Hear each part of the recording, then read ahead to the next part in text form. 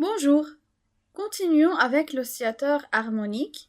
On va parler d'abord des transitions vibrationnelles telles que delta n est égal à plus ou moins 1, c'est-à-dire que par exemple on a une absorption entre états vibrationnels. La molécule passe d'un état vibrationnel à l'état qui est juste supérieur, donc tel que delta n est égal à plus ou moins 1, c'est-à-dire de n est égal à 0 à 1 par exemple, ou bien de 1 à 2 par exemple. Alors ici, on va calculer l'écart entre niveaux vibrationnels. L'écart entre niveaux vibrationnels qui est nu bar est égal à delta G qui correspond à la transition entre n à n plus 1. Donc c'est quoi? Nu bar de n est égal à delta G de n à n plus 1 est égal, c'est l'écart, donc c'est G de n plus 1 moins G de n. Maintenant on va remplacer G de n, qui est le terme spectral, par oméga E n plus 1 demi moins oméga E n xe n plus 1 demi au carré. Et on va remplacer Gn plus 1 par sa valeur ici, en remplaçant juste n par n plus 1. C'est-à-dire, on va mettre G de n plus 1 est égal à oméga E n plus 1 demi moins oméga E xe, facteur de n plus 1 demi au carré. Faites le calcul, vous allez obtenir que delta G de n à n plus 1 est égal à oméga E moins 2 facteur n plus 1 oméga E xe. Donc ça correspond quoi? En fait, ça correspond à nu bar, à la position, donc ça correspond à la position du pic, ici dans le spectre d'absorption. Donc il y a ici une transition entre n à n plus 1. Donc on a un pic qui correspond à nu bar, puisque ici l'axe des x correspond au nombre d'ondes, donc ici on a nu bar de n qui correspond à la transition de g de n jusqu'à g de n plus 1. D'accord. Maintenant, si on calcule nu bar de n plus 1, c'est-à-dire si on calcule delta g de n plus 1 à n plus 2, donc on peut faire le même calcul en remplaçant d'abord donc g de n plus 2 moins g de n plus 1.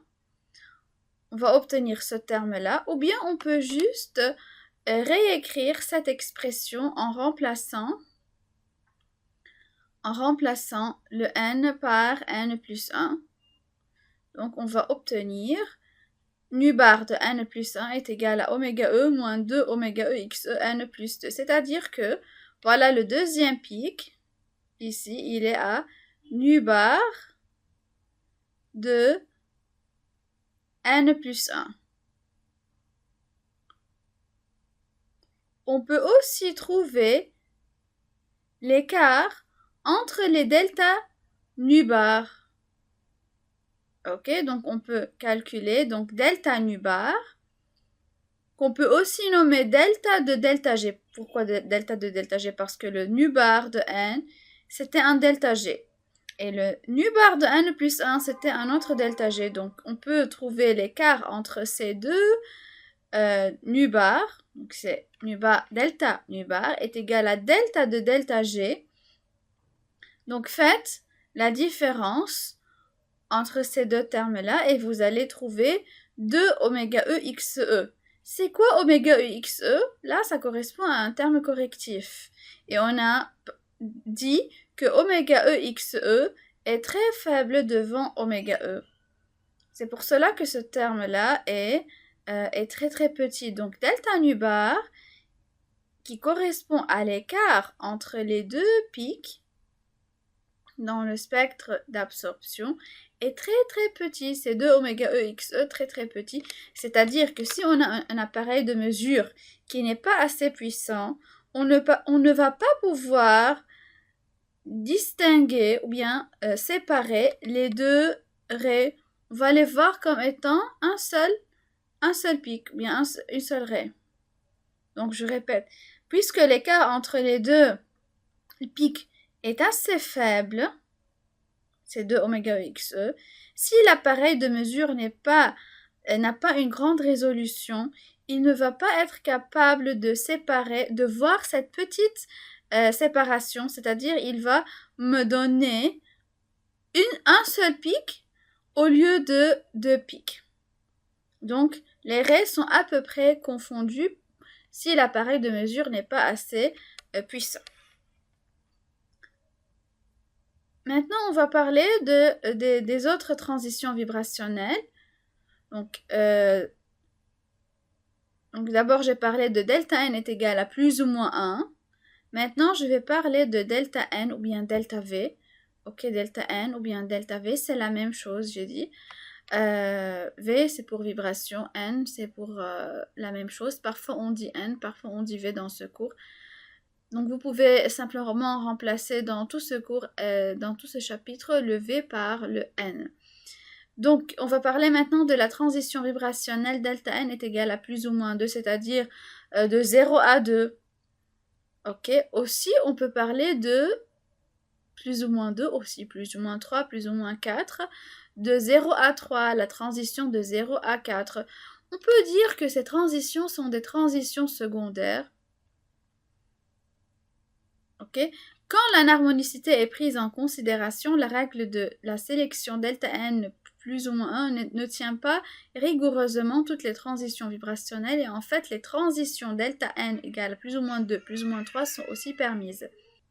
Expérimentalement, cela est confirmé par la présence des bandes faibles harmoniques dans le spectre d'absorption correspondante aux transitions, donc de 0 à 2, de 0 à 3, etc. Donc, on va voir sur le spectre d'absorption des pics qui correspondent à des transitions de 0 à 2, de 0 à 3, de 0 à 4, c'est-à-dire qu'on a une transition de 0 à n avec n plus grand ou est égal à 2. Donc, la position des pics est égale à nu bar de 0 à n. Donc, c'est égal à delta G de 0 à n, qui n'est autre que G de n moins G de 0, avec ici le n est supérieur ou est égal à 2. Donc, si vous faites le calcul, vous allez tomber sur n facteur de oméga E moins oméga E xe moins n au carré oméga E xe. Alors, cette forme-là ressemble à quoi? À un terme qui multiplie n moins un autre terme qui multiplie n au carré. Donc, c'est un polynôme. Donc, on peut voir que G de 0 à n ressemble à B fois n moins C fois n au carré. Alors, ça rappelle quoi? Si on revient à ici, au premier slide, on avait vu que nu bar est égal à une constante fois k ou bien n moins une autre constante fois k au carré. Ok, donc on a montré que les nu bars correspondent à cette expression-là. Donc cette expression-là, c'était un fit en polynôme d'ordre 2 pour expliquer la position des raies dans le spectre d'absorption vibrationnelle. Alors parfait, on a trouvé c'est quoi les delta G de 0 à n. Ok, donc ici on peut voir un premier pic. Le premier pic correspond à la transition de 0 à 1. Le deuxième pic, ici, ça correspond à la transition de 0. Donc c'était le premier nu bar, c'est de 0 à 1. Le deuxième pic, ça correspond à la transition de 0 à 2. Le troisième pic, ça correspond à la transition de 0 à 3, etc. Ok. Donc, et ceci explique pourquoi on trouve cette forme pour le spectre d'absorption. N'oublions pas que le premier pic est le pic qui est assez intense, qui correspond à la transition de 0 à 1. Donc, les transitions permises, pour résumer, correspondent à delta n est égal à plus ou moins 1, plus ou moins 2, plus ou moins 3. On nomme la bande fondamentale, c'est la transition de 0 à 1, la première harmonique de 0 à 2, et la seconde harmonique, c'est la transition de 0 à 3. Ici, la bande fondamentale est la bande qui est la plus intense. Et on a trouvé les nœuds bars qui correspondent à la transition de n à n plus 1. Aussi, on a trouvé les nœuds bars qui correspondent à la transition de 0 à n. Parlons maintenant sur l'état du point 0. Si maintenant la molécule est à l'état de vibration fondamentale, c'est-à-dire n est égal à 0, quelle sera son énergie? Si la molécule est à l'état fondamental, est-ce que l'énergie est nulle ou non? Donc, l'énergie de l'état fondamental est égale à Hc fois G de n est égal à 0. On sait que G de n est égal à oméga E fois n plus 1 demi moins oméga E xe fois n plus 1 demi au carré. Maintenant, remplaçons n par 0 et on va obtenir que l'énergie du point 0 est égale à Hc facteur oméga E sur 2 moins oméga E xe sur 4. C'est-à-dire que l'énergie du point 0 n'est pas 0. Cela veut dire que même si la molécule est à l'état fondamental, elle vibre toujours.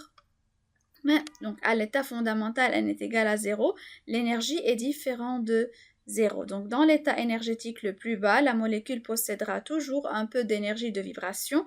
Ce niveau d'énergie minimum est appelé l'énergie du point 0.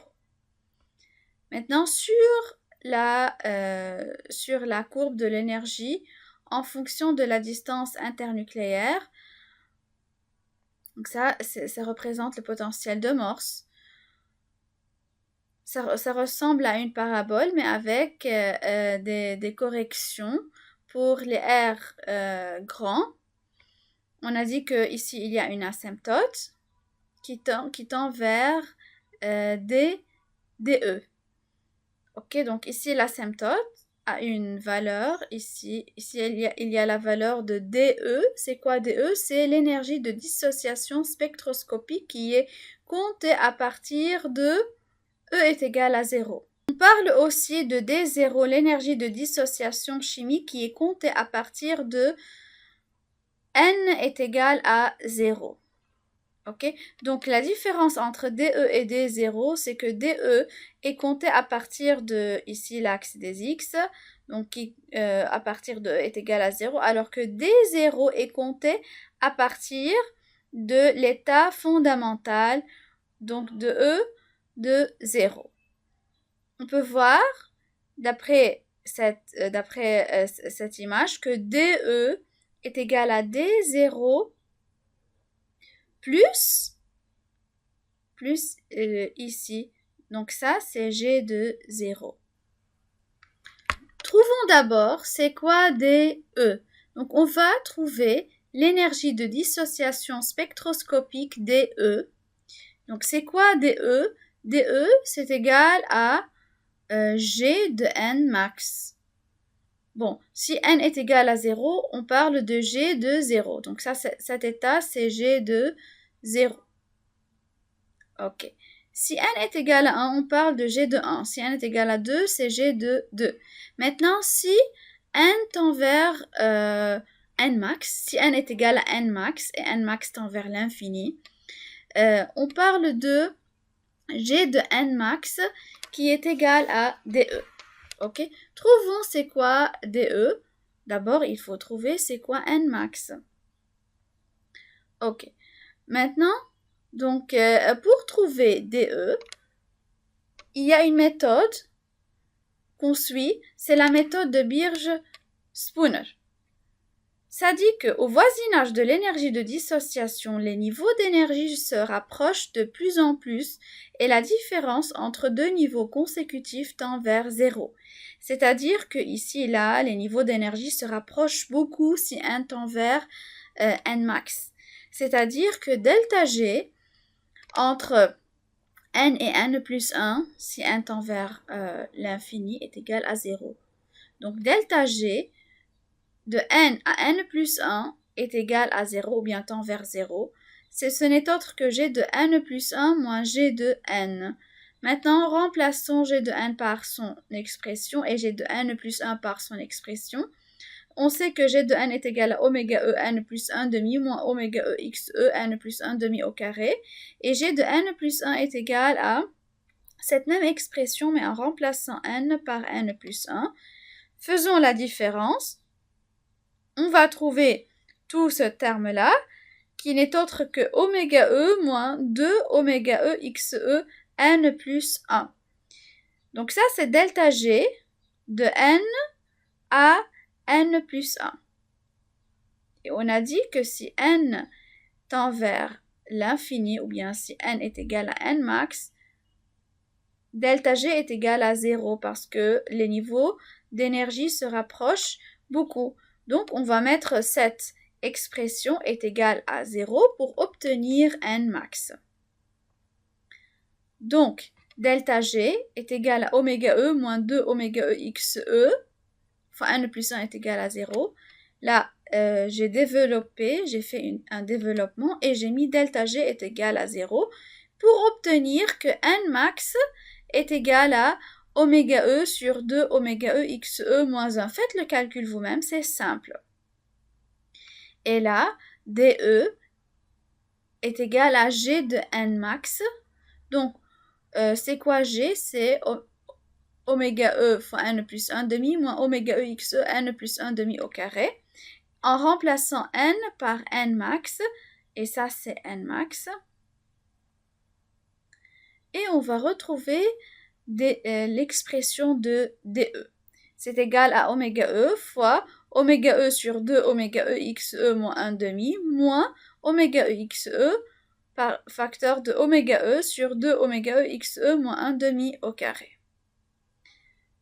Là maintenant, donc j'ai développé et j'ai simplifié l'écriture pour obtenir que DE est égal à oméga E au carré sur 4 oméga E x E moins oméga E x E sur 4.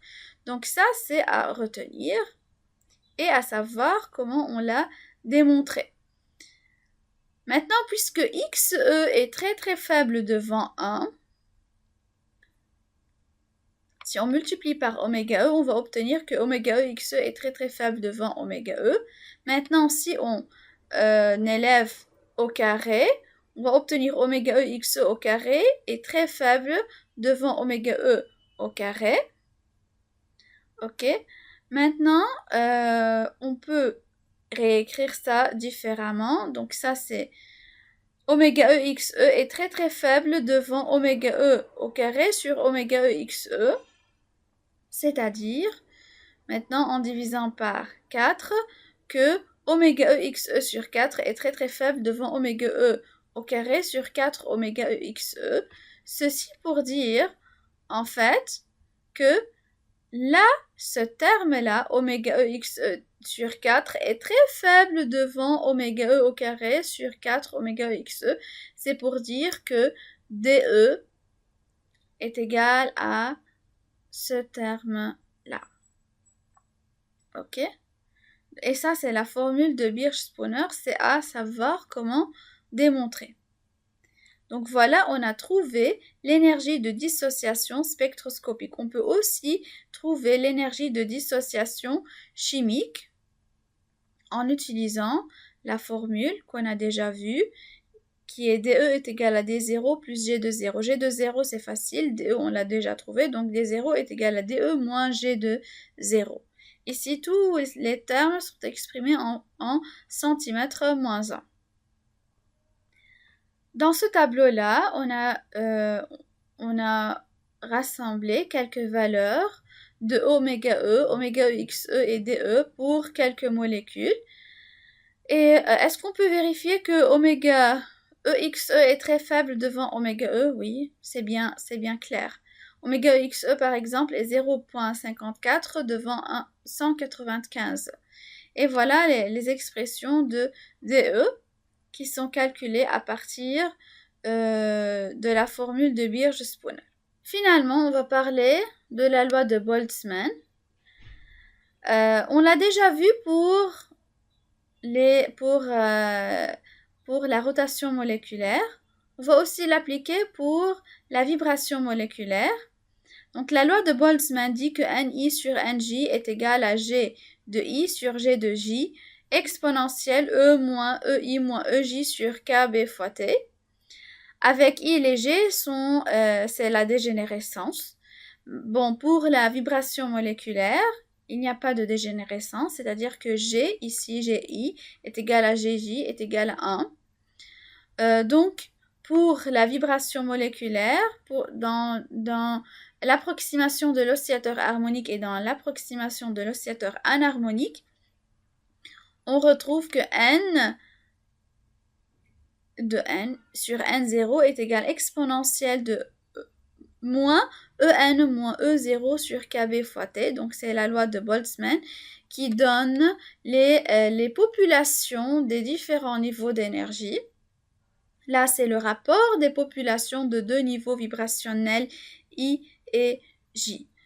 Donc là, il n'y a rien de nouveau. C'est juste qu'on a appliqué la loi de Boltzmann pour la vibration moléculaire. Donc N, c'est pour ça désigne la population du niveau I. Nj désigne la population sur le niveau J.